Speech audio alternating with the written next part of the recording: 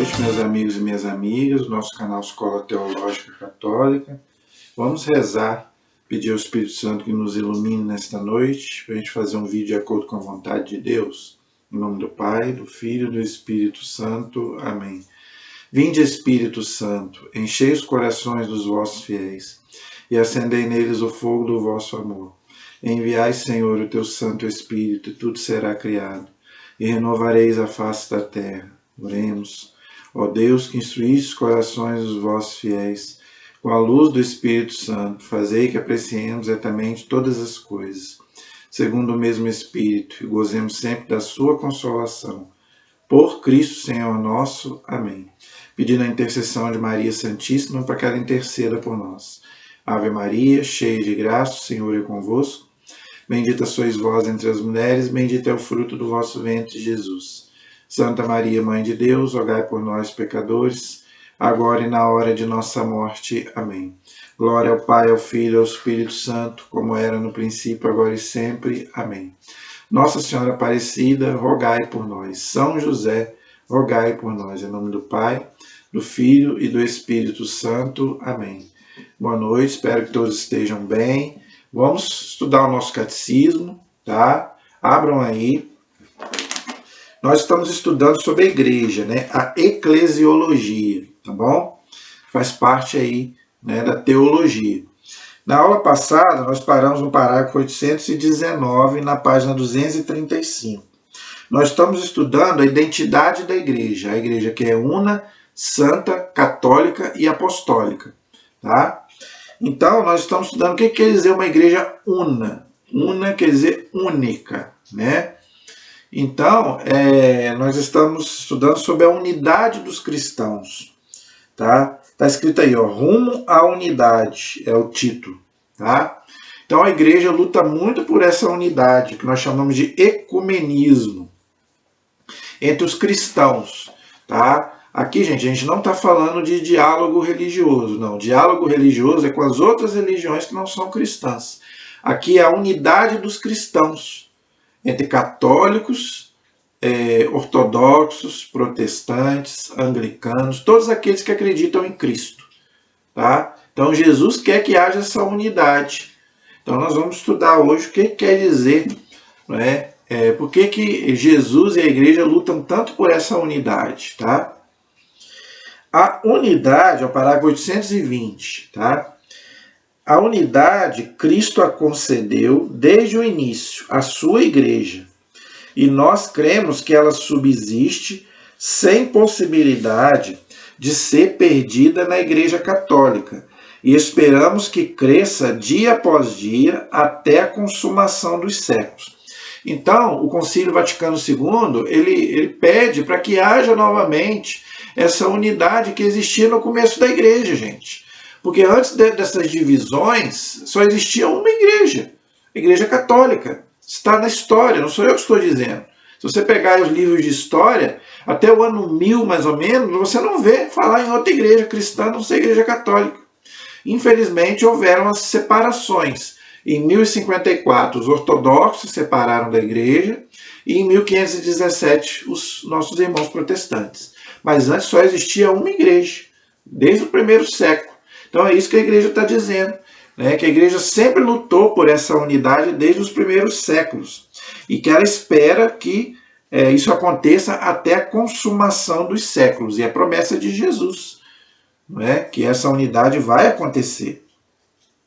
Cristo dá sempre à sua igreja o dom da unidade, mas a igreja deve sempre orar e trabalhar para manter, reforçar e aperfeiçoar a unidade que Cristo quer para ela. Então, gente, a gente precisa fazer a nossa parte. Rezar para que aconteça o mais rápido possível a unidade entre os cristãos. E hoje em dia, eu tenho que dizer aqui, a gente precisa rezar pela unidade da nossa igreja, por dentro, não é só por fora, não. A nossa igreja, gente, hoje está muito dividida. É a igreja da direita, é a igreja da esquerda, é a igreja não sei de quê, não é? É a igreja comunista, é a igreja não sei mais o quê, não sei mais. Gente, Jesus quer uma unidade, não quer que a gente fique dividido, não. Infelizmente há muita divisão hoje dentro da própria igreja, não é só por fora não. Já não bastasse as divisões, agora a igreja está dividida por dentro. É a tradicional, é a renovada. Gente, nós somos uma igreja só. A igreja de Cristo é uma só. Então a gente tem que, todos nós que ficamos fazendo essas divisões aí dentro da igreja, quem divide é o diabo. Sabia disso?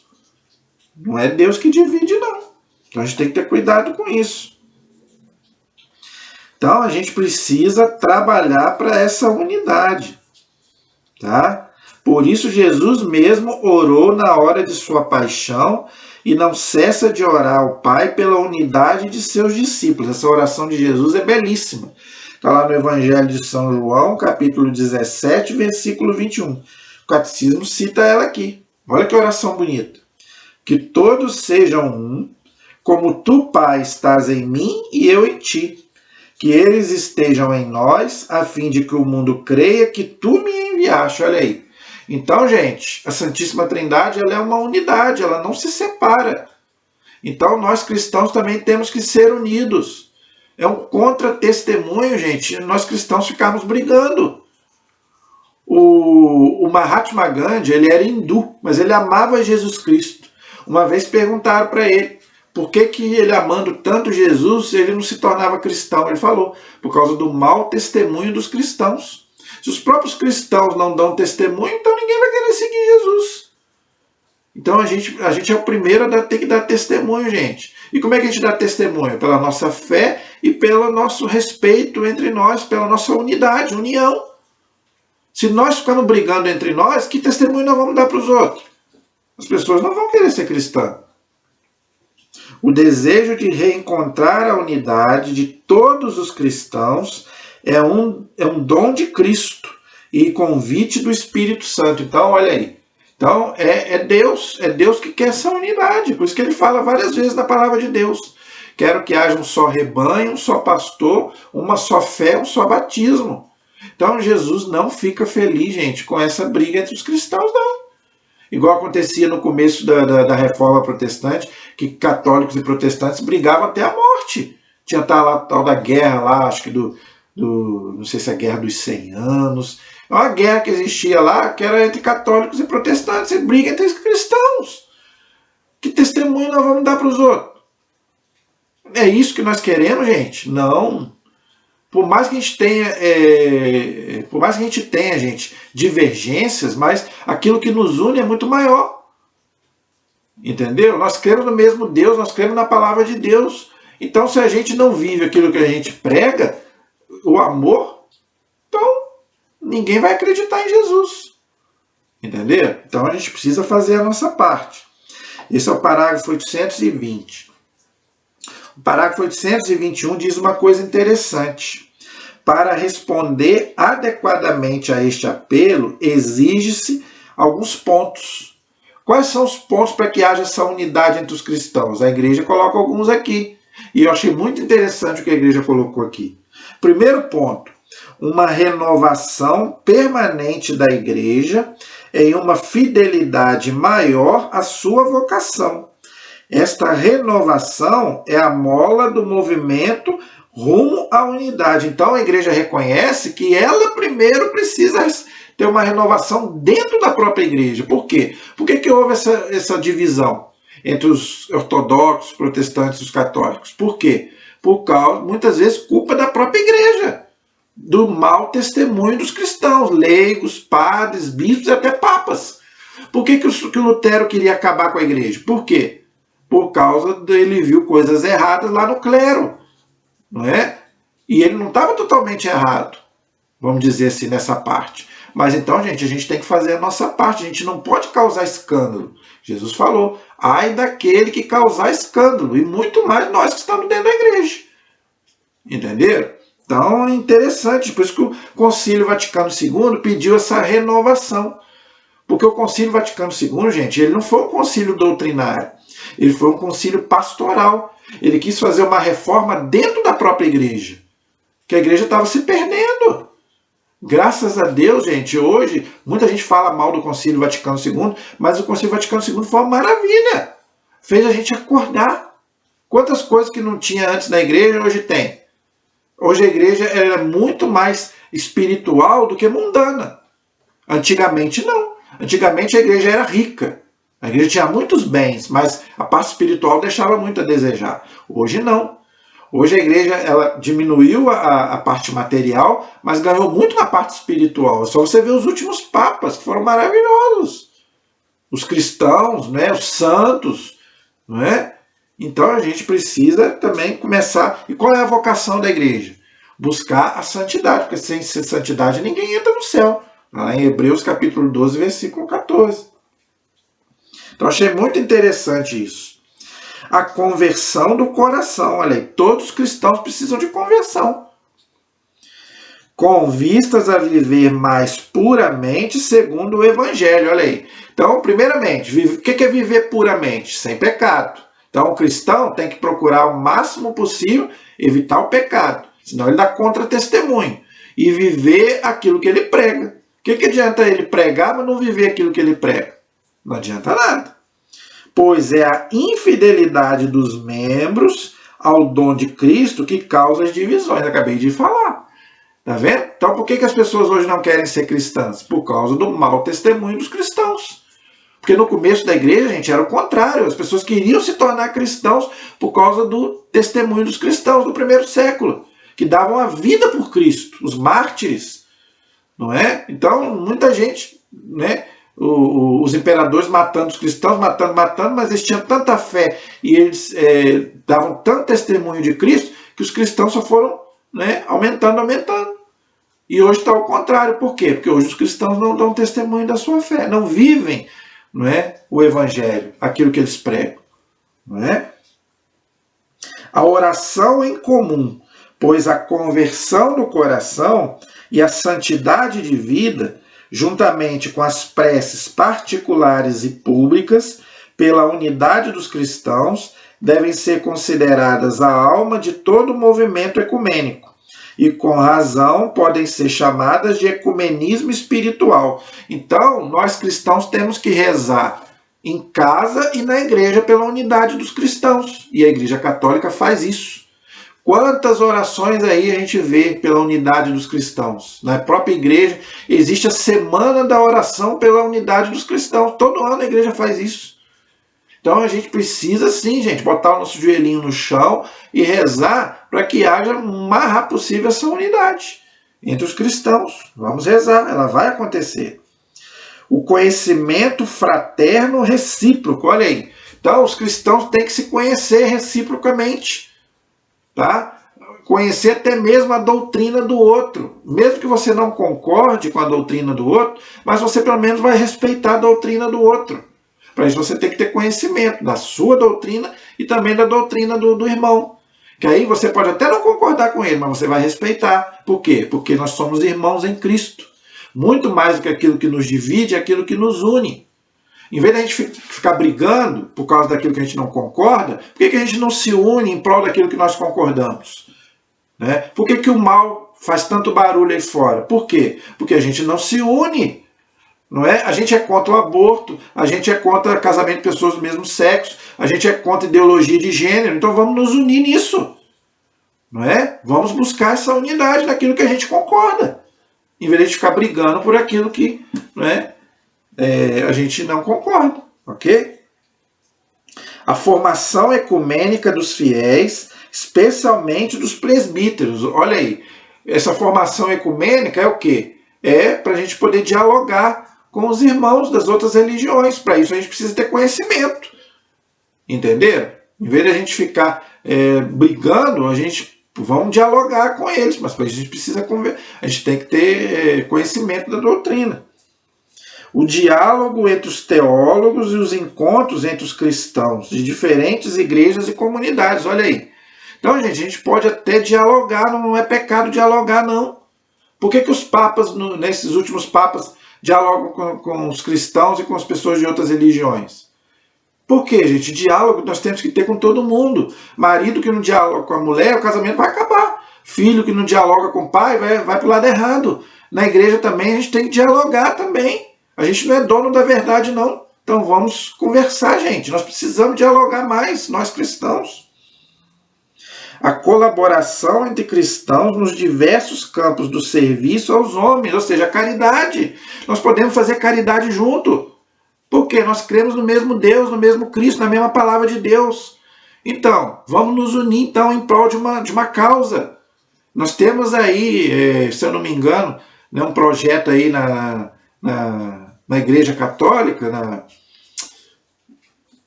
na matriz, se eu não me engano, os protestantes também são nossos amigos, né? A Madrugada com Carinho, se eu não me engano, eu acho que eles participam também. Então, quer dizer, vamos procurar coisas que nós podemos fazer caridade junto, não é? Aquilo que a gente pode fazer junto, gente.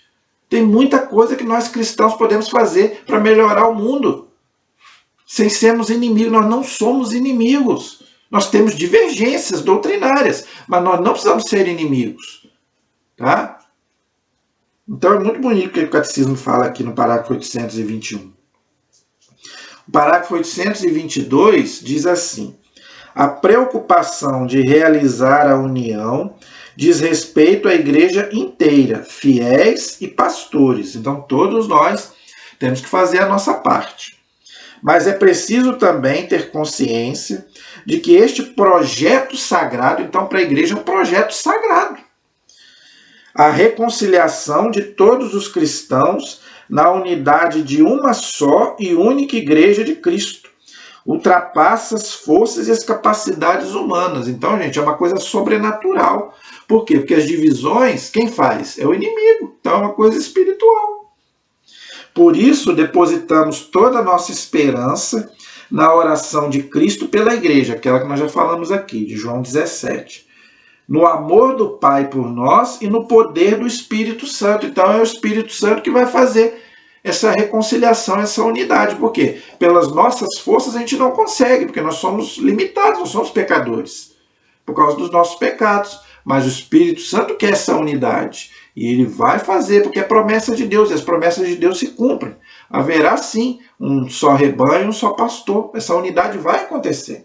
Então, mas nós temos que fazer a nossa parte. Qual é a nossa parte? Rezando, né, dialogando, fazendo aquilo que o Catecismo já falou aqui. Não é? Interessante. Então, gente, isso é a unidade da igreja, a igreja una, tá? É a única igreja de Cristo. Então agora nós vamos para a segunda identidade da igreja, que é a igreja que é santa. O que quer dizer isso? Como que a igreja é santa se ela é pecadora? Ela é pecadora? Não, a igreja não é pecadora. Veja, quando a gente fala igreja, a gente fala a instituição. Quem peca, quem erra, são os filhos da igreja. O Papa João Paulo II, no ano 2000, ele pediu perdão. Mas ele não pediu perdão pelos pecados da igreja, não. Ele pediu perdão pelos pecados dos filhos da igreja. É os filhos da igreja que erram. A igreja não pode errar. Por quê? Porque ela é o corpo de Cristo. Ok? Então é isso que nós vamos aprender. Tá? A igreja, ela tem infalibilidade. Ela não tem impecabilidade nos seus membros. Ok? Ela é santa, formada de homens pecadores. Ok? A igreja é, aos olhos da fé, indefectivelmente santa. Olha aí. Então, gente, a igreja não é santa e pecadora. Não, a igreja só é santa. Nós sim. Nós somos um povo santo e pecador. Entendeu? Pois Cristo, Filho de Deus, que com o Pai e o Espírito Santo é proclamado um único santo, amou a igreja como sua esposa. Está lá na carta aos Efésios, capítulo 5, versículo 25. A igreja é a esposa de Cristo. Ok? Por ela se entregou com o fim de santificá-la. Então, Jesus, quando ele se entregou ao Pai, ele se entregou para quê? Para santificar a igreja. Ok? Uniu-a a si como seu corpo e cumulou-a com o dom do Espírito Santo, para a glória de Deus. Então a igreja existe para quê? Primeiro, para a glória de Deus e para nos levar à santidade. Porque quem não for santo não vai para o céu. Então a igreja existe para essas duas finalidades. Glorificar a Deus e levar as pessoas à santidade. Tá? A igreja é, portanto, o povo santo de Deus e seus membros são chamados santos. A Bíblia tem várias passagens que falam isso. Vou colocar duas aqui. Atos capítulo 9, versículo 13, 1 Coríntios capítulo 6, versículo 1. Mas tem muitos outros textos que a Bíblia chama os cristãos de santos. A palavra santo quer dizer separado, entendeu? Então nós somos o povo santo de Deus e seus membros são chamados santos. Acho muito bonito na missa quando o padre fala, né? Somos um povo santo e pecador, não é? Infelizmente. Né? Mas a igreja não, a igreja é somente santa. Nós que somos um povo santo e pecador, porque nós somos membros da igreja, ok? Então esse é o parágrafo 823. O 824 diz assim: a igreja unida a Cristo é santificada por Ele e nele. Tornam-se também santificante. Então, como é que a igreja nos santifica? Né? Nós vamos falar sobre isso daqui a pouco. Tá? Primeiro, né, pelos seus membros. Né? A santidade dos seus membros, a nossa santidade de vida, que nós buscamos a vida toda. Todas as obras da igreja tendem como seu fim a santificação dos homens em Cristo e a glorificação de Deus. Já expliquei sobre isso. É na igreja que está depositada, olha, isso é importante, gente. É na igreja que está depositada a plenitude dos meios de salvação. E qual é essa plenitude dos meios de salvação? Os 7 sacramentos. É através dos 7 sacramentos que a igreja nos salva. Entendeu? Então, isso quer dizer que os outros cristãos não vão se salvar? Não, não é isso. Mas é mais difícil, porque eles não têm os sacramentos. Então, a plenitude da salvação é na Igreja Católica. Mas não quer dizer que os outros cristãos não possam se salvar. Podem, se viverem de acordo com a sua consciência. Entendeu? É nela que adquirimos a santidade pela graça de Deus. A graça de Deus é uma coisa que a gente não merece, mas a gente consegue, por quê? Por causa dos meios de salvação que tem na Santa Igreja, os sacramentos. Ok? Então, gente, é muito interessante esse parágrafo 824. O parágrafo 825 diz assim: já na terra, aqui nesta terra, a igreja está ornada de verdadeira santidade, embora imperfeita. Então, a plenitude da santidade da igreja só quando Jesus vier, porque aqui nós ainda temos o mal, o pecado, entendeu? Então, aqui ainda é uma santidade imperfeita, vamos dizer assim. Em seus membros, a santidade perfeita ainda é coisa a adquirir. Então, a gente busca essa santidade a vida toda, né? Nesta vida aqui, ok? Munidos de tantos e tão salutares meios, que são os sacramentos que eu já falei, todos os cristãos, de qualquer condição ou estado, são chamados pelo Senhor, cada um do seu caminho, à perfeição, da santidade pela qual é perfeito o próprio Pai. Jesus disse isso: sede perfeitos como o vosso Pai é perfeito. Claro que nenhum de nós vai conseguir isso. Mas Jesus o catecismo está dizendo o que aqui? Na sua condição de vida, você tem que fazer a sua parte. Ah, eu quero ser, né, um padre. Então você tem que buscar a sua santidade como padre. Eu quero ser uma freira. Você tem que buscar a sua santidade como freira. Eu quero me casar. Então você tem que, né, procurar a sua santidade como marido, como esposa, como pai, como filho, né, no seu trabalho, né, ou seja, a profissão que você escolher. Por quê? Não sei se você já percebeu isso. A igreja já canonizou mais de 30 mil santos. E tem santo de tudo quanto é jeito. São Benedito era cozinheiro, era escravo. São Francisco de Assis era um mendigo. Não é? Temos santos que foram reis. São Luís IX da França era rei. Nós tivemos casais que foram santos, os pais de Santa Teresinha. Então, é aquilo que o catecismo está dizendo. Cada um busca a santidade no meio em que escolhe. A santidade não é só para padre, bispo, papa, não. Todos nós podemos conseguir essa santidade, ok? Então, esse é o parágrafo 825. O parágrafo 826 diz assim: a caridade é a alma da santidade, a qual todos são chamados. Ela dirige todos os meios de santificação, dá-lhes forma e conduz ao fim. Então, São Paulo já diz, né, que a caridade cobre uma multidão de pecados e a caridade é a coisa mais importante. Mas a caridade aqui, gente, quer dizer o amor. Tá? Caridade aqui não é filantropia. Filantropia qualquer um pode fazer. Caridade quer dizer amor. Amar a Deus e amar o próximo. Mas amor, o amor ágape, não é o amor, esse amor de novela aí não. Tá? É o amor de Deus. Ok? É isso que São Paulo diz lá. O amor que não é egoísta, o amor que não guarda rancor, tudo crê, tudo suporta. O amor que não vai acabar nunca. Por quê? Porque a esperança um dia vai acabar. A fé um dia vai acabar. Agora, aquilo que você plantou, você vai levar até no dia que você morrer. Entendeu? Então é por isso que ele fala aqui, que é ele que dirige a nossa santificação. Ele chega a dizer, eu posso ter todos os dons do mundo. Está lá em Coríntios capítulo 13, mas se eu não tiver amor, se eu não tiver caridade, não adianta nada, eu estou perdendo tempo. Entendeu? Então aqui o catecismo continua. Compreendi que na igreja tinha um corpo, composto de diferentes membros. Não lhe faltava o membro mais nobre e mais necessário, o coração. Olha que bonita reflexão. Compreendi que a igreja tinha um coração e que este coração ardia de amor.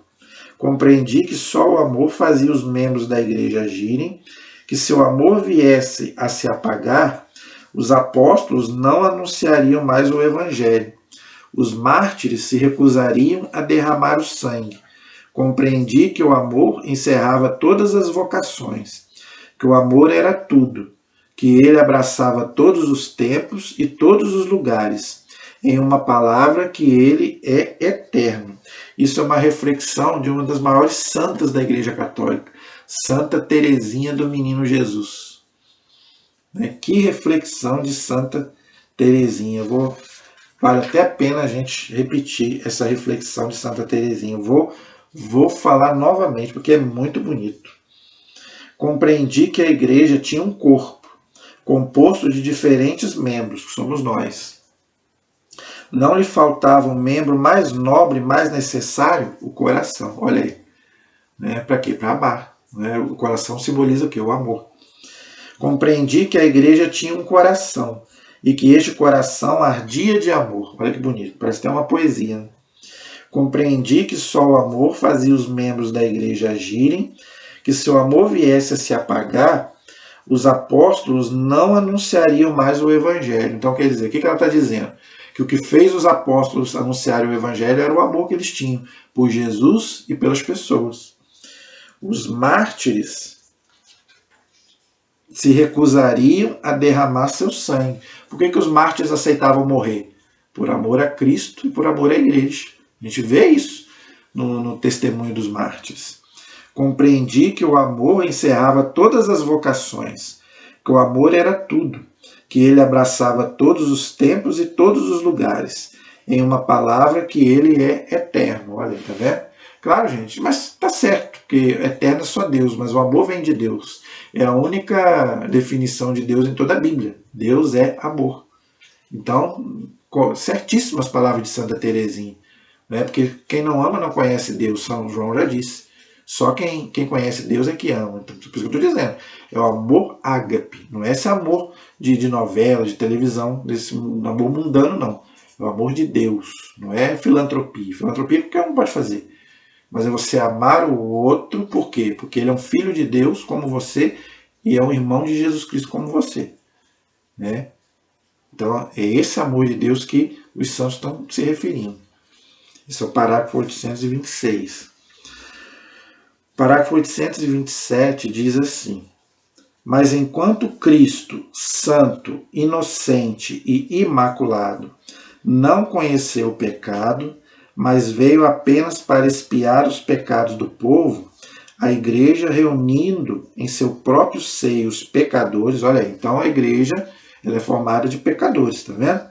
Ao mesmo tempo santa e sempre necessitada de purificar-se, busca sem cessar a penitência e a renovação. Por que a gente se confessa? Por que a gente faz penitência? Porque nós somos pecadores. Então, quer dizer, os membros da igreja são pecadores, entendeu? todos os membros da igreja, olha aí, todos os membros da igreja, inclusive seus ministros, olha aí, tá vendo? Então o Papa é um pecador, o bispo é um pecador, o padre é um pecador, sem problema, todos somos pecadores. Devem reconhecer-se pecadores. São João já disse, aquele que diz que não tem pecado é um mentiroso. São João já fala isso. Está lá na carta de São João, no capítulo 1, versículos de 8 a 10. Você pode ler lá. Entendeu? Em todos eles, o joio do pecado continua ainda mesclado ao trigo do evangelho até o fim dos tempos. Está lá em Mateus, capítulo 13, versículo 24 a 30. Essa parábola, gente, do joio e do trigo, ela explica tudo isso que nós estamos falando. Jesus foi bem claro. Na igreja tem o joio e tem o trigo. E vai ficar até ele voltar. Quer dizer o quê? Que tem gente boa e tem gente ruim. Então, só vai haver essa separação no juízo final. Aí vai ficar, né, os bons de um lado e os maus do outro. Mas até lá vai estar todo mundo junto, infelizmente. Né? A igreja reúne, portanto, pecadores alcançados pela salvação de Cristo, mas ainda em via de santificação. Então, por que nós buscamos a nossa santificação? Porque nós ainda não conseguimos. Por isso que a gente faz penitência, por isso que a gente vai na missa, por isso que a gente... Né? Senão não precisa nada disso. Por que a gente faz? A gente reza para quê? Se a gente já fosse santo, não precisa nada disso. Entendeu? A igreja é santa. Olha o que o catecismo está dizendo. Mesmo tendo pecadores em seu seio. Olha aí, tá vendo? Pois não possui outra vida senão a da graça. É vivendo de sua vida que seus membros se santificam. É subtraindo-se à vida dela que cai nos pecados e nas desordens que impedem a irradiação da santidade dela. É por isso que ela sofre e faz penitência por essas faltas, das quais tem o poder de curar seus filhos pelo sangue de Cristo e pelo dom do Espírito Santo. Então, por isso que a igreja reza e pede perdão. O próprio texto da misericórdia, o que nós pedimos? Senhor, tende misericórdia de nós e do mundo inteiro. Se todo mundo já fosse santo, não precisa rezar assim, não precisa rezar isso. Por que nós rezamos todo dia às 3 horas da tarde? Senhor, tende piedade de nós e do mundo inteiro. Porque todos nós somos pecadores. Mas isso não impede da igreja ser santa.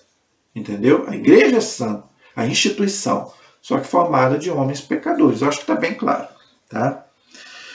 Olha o parágrafo 828, que legal. Ao canonizar certos fiéis, olha aí, tá? Ao canonizar certos fiéis, isto é, ao proclamar solenemente que esses fiéis praticaram heroicamente as virtudes e viveram a fidelidade à graça de Deus, então isso é o santo, que a igreja canoniza. Então, para ser santo, você precisa ter o quê? Virtudes heróicas e viver na fidelidade à graça de Deus. Aí você consegue a santidade.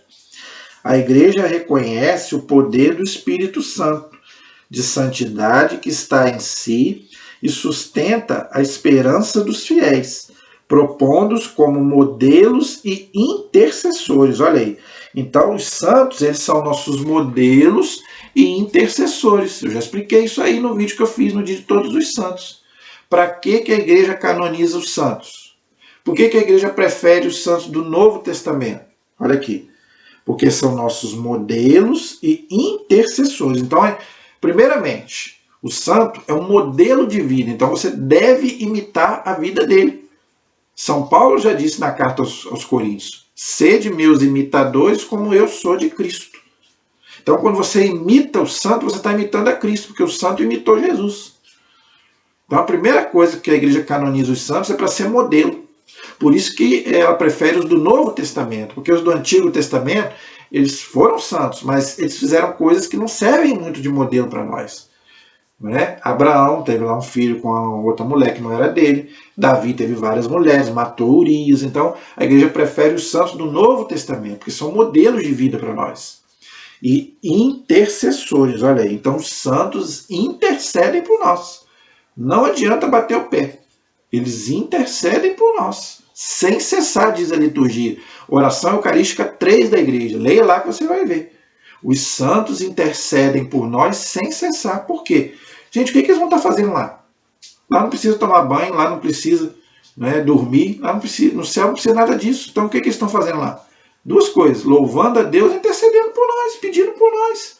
Se eles já faziam isso aqui, já intercediam aqui em vida, lá eles vão fazer muito mais. Já expliquei isso várias vezes.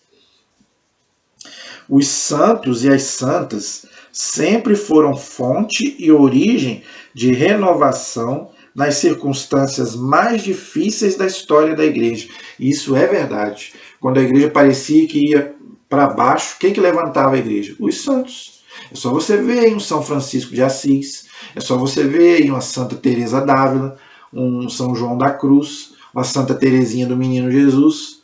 Vários santos, gente. Santo Agostinho. Né? Por quê? Porque quando a igreja estava para... Né, vinha lá um santo e levantava a igreja. Entendeu? Então, e os santos são para isso. Com efeito, a santidade é a fonte secreta e a medida infalível de sua atividade apostólica e de seu clã missionário. Então, a igreja, ela é missionária, né? Ela é apostólica para quê? Para que a gente possa buscar a santidade. E quando é que isso aí aflora? Quando a igreja canoniza alguém. Gente, a igreja faz isso desde o primeiro século. Tem gente que fala que essa é uma doutrina inventada pela igreja. Gente, isso é desde o primeiro século. Os mártires morriam e já rezavam no túmulo deles pedindo a sua intercessão. Claro que a canonização veio depois. Por quê? Por que não se canonizava antes? Por causa da perseguição dos romanos e dos judeus. A igreja era muito perseguida no começo. Então, como é que ia fazer um processo como hoje a igreja tem liberdade para fazer um processo. Eu já falei aqui como que é difícil um processo de canonização. Né? Primeiro a pessoa é servo de Deus, depois venerável, depois beato, depois santo. São 4 etapas. Como é que lá no começo a igreja ia fazer isso tudo? Não tinha nem como, a igreja não tinha nem dados da pessoa para isso. Hoje não, hoje a igreja pode analisar cada fiel para ver se realmente aquela pessoa realmente foi santa. Agora, quando o Papa bate o martelo, quando o Papa canoniza alguém, ele não erra. Como diz Jesus, tudo que você ligar na terra eu ligo no céu. Tá? Então isso não é doutrina inventada pela igreja, não. Isso é desde o primeiro século. Ok? Então esse é o parágrafo 828. O parágrafo 829 diz assim: enquanto na Beatíssima Virgem a Igreja já atingiu a perfeição, pela qual existe sem mácula e sem ruga, os cristãos ainda se esforçam por crescer em santidade, vencendo o pecado. Por isso, elevam seus olhos a Maria, que é a mãe da igreja, né? Nela, a igreja é já a toda santa. Esse parágrafo ele é baseado no documento do Concílio Vaticano II, a Lumen Gentium. E esse documento, eu tenho ele aqui, ele tem um capítulo só sobre a Virgem Maria, que é a mulher mais santa da igreja. Tá? Mas e Jesus? Gente, Jesus é Deus. Tá? A gente não pode comparar Jesus com ninguém. Jesus é Deus. Tá? A mulher, Maria não é deusa. Tá? Aqui ele está falando de uma pessoa humana. Por isso que a gente não pode comparar Jesus com ninguém. Então, por isso que aqui Jesus não entrou. Então, eu vou repetir. Enquanto na Beatíssima Virgem, tá? Então, a igreja sempre coloca Maria como virgem. A igreja já atingiu a perfeição. Por quê? Porque ela já está no céu de corpo e alma. É a assunção de Nossa Senhora, é o dogma, a verdade de fé da assunção de Maria, pela qual existe sem mácula e sem ruga. Imaculada é a Conceição. Sem mácula quer dizer imaculada. Imaculada quer dizer sem pecado. Outro dogma. Os cristãos ainda se esforçam por crescer em santidade, vencendo o pecado. Por isso elevam seus olhos a Maria. Então, por isso que a gente pede a sua intercessão. Por que os cristãos, desde o primeiro século, invocam Nossa Senhora? Por quê? Porque ela é a criatura mais santa que houve, a criatura humana. não é? Então, por isso que os cristãos sempre invocaram, então, Nossa Senhora. Isso aí, gente, é desde o primeiro século. E eu tenho como provar isso. Tá? Aqui no próprio catecismo, que eu já falei sobre isso, mas eu gosto de repetir. Aqui no catecismo tem a prova de que os cristãos já veneravam Nossa Senhora desde o primeiro século. Tá? Não sei se eu vou achar aqui agora para te mostrar essa. Porque quando eu mostrei da primeira vez, eu ainda estava com a câmera ruim. Eu quero te mostrar novamente como que os cristãos veneravam Nossa Senhora desde o primeiro século. Ok? Deixa eu ver se eu acho aqui no catecismo. Não estou achando, mas eu vou achar, se Deus quiser. Capítulo que fala, achei. Vou te mostrar.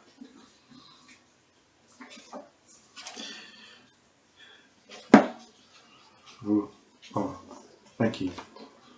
Isso aqui é uma imagem de Nossa Senhora. Tá? E eu vou ler o que está no verso disso aqui.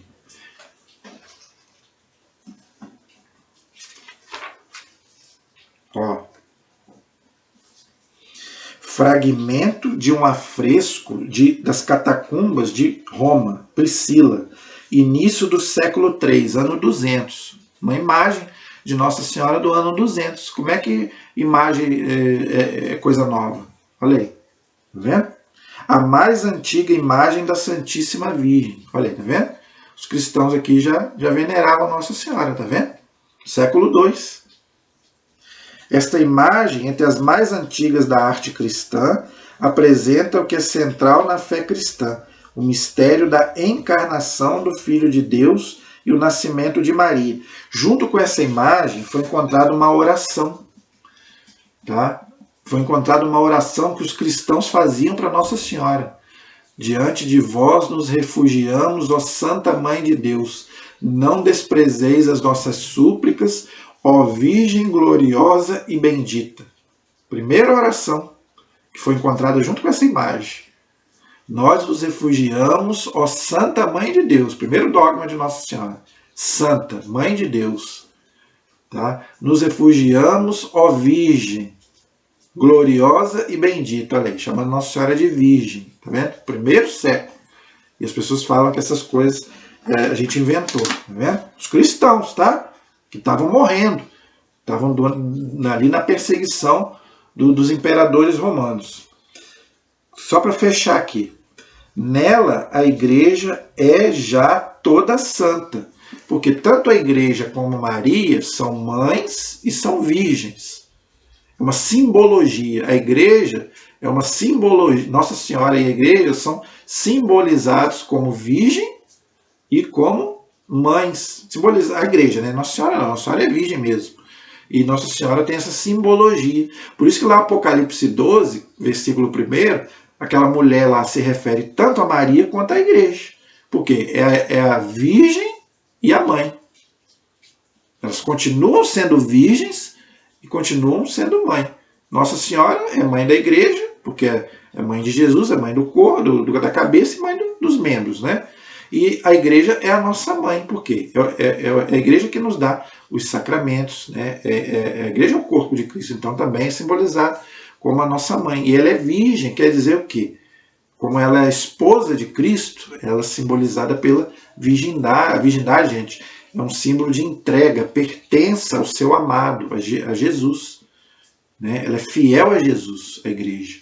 Então, por isso que fala que em Maria a igreja já é toda santa, porque Nossa Senhora é santa. Né? A Santíssima Virgem Maria. A igreja chama Nossa Senhora de a Santíssima Virgem Maria, porque ela não teve nem o pecado original, nem o pecado pessoal. Entenderam? Então, gente, espero que vocês tenham entendido, tá? O que quer dizer a igreja ser santa, ok? E isso não tem nada a ver com pecado, tá? O pecado são dos filhos da igreja que podem errar.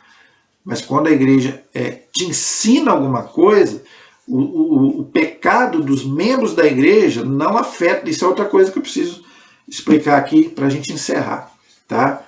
O fato dos membros da igreja serem pecadores não altera o fato deles ensinarem. Por quê? Por exemplo, vou te dar um exemplo para você entender. Eu já expliquei, eu vou explicar de novo. Um juiz que dá uma sentença, a sentença dele vale? Vale. Mas ele é um pecador. Ele pode até estar fazendo coisa errada. Vamos supor que ele esteja traindo a mulher dele. É um erro, é um pecado. Estou dando um exemplo. Tá? Mas a sentença que ele der vai valer. Por quê? Porque a autoridade dele vem do Estado. A autoridade não vem dele. Então o Papa é a mesma coisa. A igreja, quando ensina, é a mesma coisa. A autoridade da igreja vem de Cristo. Então o Papa, quando ele ensina, ele não erra, mesmo que ele seja um pecador. Ele pode até errar, humanamente falando. Mas quando ele ensina uma coisa, ele não erra. Por quê? Porque aí ele tem assistência do Espírito Santo. Tá? Então não tem nada a ver o fato do Papa, o bispo, ou o padre ser um pecador. Por isso que você pode confessar com ele, sem problema nenhum. Por que nós confessamos com o padre? Tá, não, o padre é um pecador, mas a autoridade não é dele. Ele vai te dar absolvição ali em nome de Jesus. O poder não é dele. Então ele pode até estar cometendo um pecado na vida dele, que a gente não sabe a vida dele. Mas se ele te der absolvição, você está perdoado. Por quê? Porque o poder não veio dele, veio da igreja e da igreja veio de Cristo. Então é isso que nós temos que entender. O pecado dos filhos da igreja não alteram a santidade da igreja. Tá? Então é isso que nós temos que entender. Ok? Então nós paramos aí no parágrafo 829. Na próxima aula nós vamos para o parágrafo 830, nós vamos estudar a igreja que é católica. Lembrando que a palavra católica significa universal. Por que quer dizer católica, universal? Porque ela está em todos os lugares que Jesus pediu. Ide pelo mundo inteiro, pregai o evangelho a todas as criaturas. Então é isso que nós vamos estudar na próxima aula. Por que a igreja é católica, tá bom? E depois, para encerrar, né, essa parte da identidade da igreja, né, aí nós vamos estudar a igreja que é apostólica, tá? Ou seja, fundada sob Pedro e os apóstolos, tá? Então, na próxima aula nós continuaremos, se Deus quiser, da onde a gente parou. Continuo pedindo a vocês que se inscrevam no canal, por favor. Deixem os nossos comentários aí, se inscrevam, por favor, para que a gente possa continuar evangelizando aí, ok? A nossa proteção está no nome do Senhor, que fez o céu e fez a terra. Estivemos e permaneceremos unidos em nome do Pai, do Filho e do Espírito Santo. Amém. Deus abençoe a todos. Até a próxima, se Deus quiser.